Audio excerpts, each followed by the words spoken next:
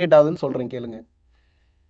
என்கிட்ட பிசினஸ் பண்றதுக்கு பணமே இல்லை, ஒருத்தர் வராரு, வா பிசினஸ் பண்ணுவோன்னு கூப்பிடுறாரு. சரி வாங்க பண்ணலான்னு சொல்லிட்டு, நீ 1 ரூபா கூட இன்வெஸ்ட் பண்ண வேணா, நீ வேலை மட்டும் பாரு, உனக்கு மாசம் 50% கொடுத்துறேன்றாரு. நானும் வேலை பார்த்து அவரோட இன்வெஸ்ட்மெண்ட்லாம் எடுத்து மாசம் இவ்வளவு வருமானம் எல்லாம் பண்ணி கொடுத்தா அவர் எனக்கு 1 ரூபா கூட கொடுக்கவே இல்லை மாசம் ஃபுல்லா, என்னை ஏமாத்திட்டார் ஒரு எக்ஸாம்பிளுக்கு. இப்போ நான் அவரை மன்னிச்சிட்டேன், சரி இவர் இவ்வளவுதான் அப்படின்னு சொல்லிட்டு நான் விட்டுட்டேன். இப்போ அவர் கோடீஸ்வரன் ஆயிட்டேன்னு அவர் நினைக்கலாம். ஆனா நான் என்னோட நோக்கம் உண்மையா இருந்தது இல்ல, நான் உண்மையா இருந்தேன்ல அவருக்கு. இப்ப நான் வீட்டுக்கு எப்பெல்லாம் போய் உட்காந்து இவர் இப்படி பண்ணிட்டாரு அப்படின்னு நினைக்கிறேன்னா நீங்க செத்தீங்க.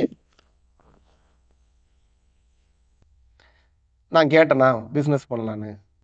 வாடான்னு சொன்னேனா? என் கூட இருறான்னு சொன்னேனா? எதுவுமே சொல்லல. நான் இப்ப இங்க கோசமா இருக்கேன், நான் ஒண்ணுமே நானே ஒரு மெட்டல் மாதிரி சுத்திட்டு இருக்கேன். கோசம்னா ஏதாவது ஞானி மாதிரி நான் ஒரு லூஸ் மாதிரி சுத்திட்டு இருக்கேன். நானே வாழ்க்கையில வாழ்றதுக்கு வழி தெரியாம தெரிஞ்சுட்டு நீ வந்து உட்காந்து நீ என்ன பண்ற, வா பிசினஸ் பண்ணலாம், அதை பண்ணலாம், இதை பண்ணலாம். சரி ஓகே, நீ சொன்னதை சொன்ன, காப்பாத்தினியா? அப்ப இவன் பேசுறான்ல, இப்படி பண்ணிட்டானே, இவன் இப்படி பண்ணிட்டான், வாயை திறந்து பேசுறாலும் மன ரீதியா பேசுறான் தானே. பேசும்போது இதுதான் பிரபஞ்சம் கேக்குது.